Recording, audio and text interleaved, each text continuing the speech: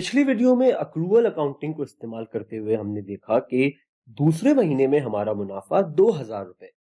लेकिन हम साथ साथ ये भी देखते हैं कि दूसरे महीने के शुरू में हमारा कैश 1,000 रुपए था और आखिर में -1,000 हो गया। अब अगर कैश की बात सुने तो ऐसा लगता है कि हमें इस महीने में 2,000 रुपए का मुनाफा नहीं बल्कि नुकसान हुआ है। अब जाहिर है आप यही कहेंगे कि भाई क्या ये खुला तजाद नहीं, और आपका ये कहना बिल्कुल बनता है। लेकिन इस सब में अच्छी खबर यह है कि इस तजाद को हल करने के लिए हम एक खाता अपनी किताबों में रवा रखते हैं, जिसका जिक्र हमने पिछली वीडियो में भी किया था। इसको हम जारी नकद या कैश खाता कहते हैं। अंग्रेजी में इसे हम कैश फ्लो स्टेटमेंट कहते हैं। कैश फ्लो स्टेटमेंट जिसे हम यहां बनाना शुरू करते हैं, खालिस मुनाफे से शुरू होती है, बल्कि आमतौर पर हम इस स्टेटमेंट को कैश के बैलेंस से शुरू करते हैं, जो हमारे पास उस दौरानिये या मुद्दत के शुरू में था, जिस मुद्दत के लिए हम कैश फ्लो स्टेटमेंट को बना रहे हैं। तो बस यूं कह लें कि ये स्टेटमेंट एक उस आदमी की तरह है जो सड़क पर चलता जा रहा है और उसने किसी अजनबी को सड़क पार करा दी, यानी कि एक जगह से दूसरी जगह ले गया। इसी तरह कैश फ्लो स्टेटमेंट हमें एक कैश बैलेंस से, यानी कि मुद्दत का शुरू का कैश बैलेंस से दूसरे कैश बैलेंस तक ले जाती है, यानी कि मुद्दत के खत्म होने पर जो हमारा कैश बैलेंस, और उसके दरमियान में होने वाला सारा लेन देन एक मुनज्जम अंदाज से हमें कैश फ्लो स्टेटमेंट में दिख जाता है। दूसरे महीने की बात करते हैं। हमारे महीने के शुरू में बैलेंस है 1,000 रुपए। बैलेंस लिखने के बाद हम कहते हैं कि हमारा इस मुद्दत में खालिस मुनाफा क्या है। अच्छा, वैसे तो जो खालिस मुनाफा होता है वो एक कारोबार में काफी मरहलों से, काफी स्टेजेस से गुजर कर निकलता है। लेकिन क्योंकि यहां हम सारी बात सादा जुबान में कर रहे हैं, तो हम ये कह लेते हैं कि हमारा दूसरे महीने का जो खालिस मुनाफा है वो है 2,000 रुपए। जाहिर है हम इसको खालिस मुनाफा कह रहे हैं, तो हमें ऐसा लगता है कि ये कोई ऐसा मुनाफा होना चाहिए जो हमें कैश के तौर पर मिला हो, या फिर कोई असासा हो जो कि खालिसतन हमें मिला हो। लेकिन जैसे कि हमने बात की है, खालिस मुनाफा जो होता है वो काफी मरलों से गुजर कर हमें पता चलता है। अभी के लिए हम इस इनकम स्टेटमेंट की बात सुन लेते हैं जो हमने अक्रूवल तरीके से बनाई है, और इसके हिसाब से दूसरे महीने में हमारा खालिस मुनाफा है 2,000 रुपए। और अब आ गया है वो वक्त जब हम इस तजाद से अपना पीछा छुड़ाना शुरू कर लेंगे, क्योंकि अगर महीना शुरू होने पर हमारे पास 1,000 रुपए थे और महीने में खालिस मुनाफा 2,000 रुपए है, तो सीधी सी बात तो यह है कि अब हमारे पास 3,000 रुपए होने चाहिए।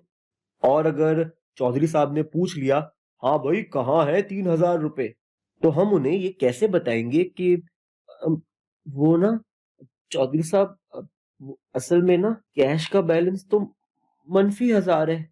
घबराने की कोई बात नहीं है, क्योंकि कैश फ्लो स्टेटमेंट जो है वो चौधरी साहब को मुतमईन कर देगी। हमने पिछली वीडियोस में इनकम स्टेटमेंट और बैलेंस शीट की बात की थी। ये दोनों खाते हमारे हिसाब किताब के रिकॉर्ड्स के दो सबसे अहम हिस्से होते हैं, और इन दोनों के बीच एक पुल का किरदार अदा करती है कैश फ्लो स्टेटमेंट।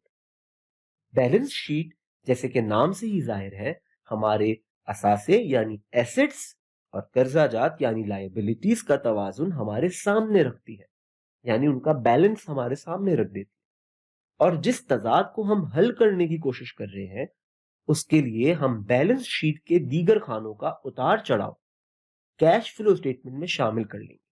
और जब हम वो शामिल कर लेंगे तो हमारे खालिस मुनाफे और कैश का जो फर्क है वो हमें पता चल जाएगा कि क्यों है।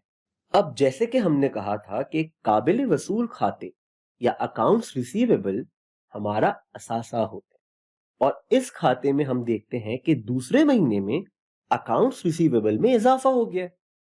अब जरा एक नजर इस बात पर डाल लेते हैं कि अकाउंट्स रिसीवेबल आखिर बढ़ता कैसे है। ऐसा क्यों होता है कि अकाउंट्स रिसीवेबल जीरो है या सिफर है और वो बढ़ गया। वो इसलिए बढ़ता है कि हम अपने कस्टमर को ये सहूलत दे रहे हैं कि वो हमसे पकवान अभी ले ले और उसकी जो कीमत तय हुई है वो हमें बाद में दे दे। अब जैसे हमने दूसरे महीने में रफीक भाई को ये सहूलत दी है कि उनके 4,000 रुपए के ऑर्डर पर हमने कहा कि आप अभी ले लें सामान, पैसे अगले महीने दे दीजिएगा। अब अगर हमने उनसे ये कहा होता कि रफीक भाई देखें, दोस्ती यारी अपनी जगह, कारोबार अपनी जगह, कीमत तो आपको नकद यानी कैश में फौरी तौर पर अदा करनी होगी। हाँ, नकद बड़े शौक से, उधार अगले चौक से। अब अगर हमने उनको ये कहा होता तो जाहिर है कि ये 4,000 रुपए जो हमें मिलने हैं उनसे, ये दूसरे महीने में ही हमें मिल जाते, ये हमारे पास होते। लेकिन क्योंकि हमने उनको ये सहूलत दे दी है कि वो हमें आने वाले दिनों में पैसे दे दें, हमने अपने कैश को आगे बढ़ा दिया, यानी कि हमने अपने कैश को मुस्तकबिल में भेज दिया। इसलिए अकाउंट्स रिसीवेबल में जो भी इजाफा होता है वो रकूम होती हैं जो हमने अपने कस्टमर को इजाजत दी है कि वो हमें बाद में अदा कर दे। इस सहूलत को या अकाउंट रिसीवेबल के इजाफे को हम मनफी जारी नकद यानी नेगेटिव कैश फ्लो कहते हैं। इसलिए हम इस 4,000 रुपए को मनफी कैश फ्लो के तौर पर लिख लेंगे। इसके बाद आमतौर पर हम ये भी करते हैं कि हम अपना वो उधार भी देखते हैं जो हमें दूसरे लोगों को देना है। जैसे कि अगर हमने किराने वाले भाई से उधार में कोई सामान या रॉ मटेरियल लिया हुआ होता, खाम माल लिया हुआ होता, लेकिन क्योंकि फिलहाल हमने सारा माल नकद पैसे देकर खरीदा है, तो हमें किसी को कोई रकम नहीं लौटानी। हमारी तरफ किसी का कोई उधार नहीं है। तो इस महीने में जो हमने लोगों को पैसे देने उसमें कोई तब्दीली नहीं आई है। लेकिन कल का किसको पता है, अगर कल को चौधरी एंड सन्स का ऐसा कोई उधार हो भी जाए तो हमारी तैयारी पूरी होनी चाहिए। इसलिए मैं आपको यहां ये बता देता हूं कि अगर महीने में जो हमें लोगों को पैसे लौटाने हैं, हमारी तरफ जो उधार है उसमें इजाफा हो जाए तो हम उसको मस्बत जारी नकद या पॉजिटिव कैश फ्लो कहते हैं। और अगर महीने के दौरान उस उधार में कमी आ जाए तो हम उसको मनफी जारी नकद या फिर नेगेटिव कैश फ्लो के तौर पर लिखते हैं। फिलहाल हम सिर्फ इस 4,000 रुपए को कैश फ्लो में रिकॉर्ड करेंगे।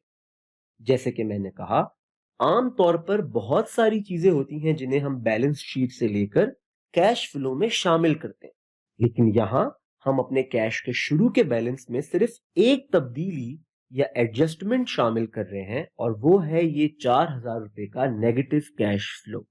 इस एडजस्टमेंट को जो हमने की है हम अमली नकद या कैश फ्रॉम ऑपरेशंस भी कहते हैं।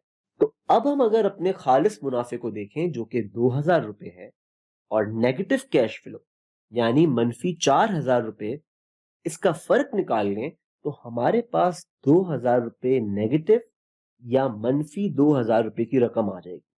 यानी हमारा अमली कैश या ऑपरेशन से मिलने वाला कैश, जिसे हम कैश फ्रॉम ऑपरेशन कहते हैं, वो नेगेटिव 2,000 रुपए है। इस रकम को यानी कि कैश फ्रॉम ऑपरेशन के नेगेटिव 2,000 को हम अपने महीने के शुरू के कैश बैलेंस जो कि 1,000 रुपए था उसके साथ लिख दें तो अब ये पॉजिटिव 1,000 रुपए से मनफी 1,000 पर आ जाएगा और शुरू का बैलेंस यानी कि 1,000 रुपए और आखिर का बैलेंस यानी कि नेगेटिव 1,000 रुपए, इसके बीच में जो 2,000 रुपए का फर्क है वो अब हमें समझ में आ गया कि वो 2,000 रुपए हमारा मनफी कैश फ्रॉम ऑपरेशन है जिसे हमने खालिस मुनाफा और बैलेंस शीट में होने वाली तब्दीलियों को मिलाकर निकाला है। तो अब हमने अपने महीने के आखिर के कैश बैलेंस को अपनी महीने की आमदनी से मिला दिया है, या हम कहेंगे कि मैच कर दिया। अगर हम कैश अकाउंटिंग से भी अपना हिसाब लिख रहे होते तो ऑपरेशन से मिलने वाला कैश उस तरह से भी नेगेटिव 2,000 रुपए ही होता और महीने को 1,000 रुपए से शुरू करके हम अपने ऑपरेशन में 2,000 रुपए खर्च करते और आखिर में हम नेगेटिव 1,000 रुपए के बैलेंस पर ही आ जाते।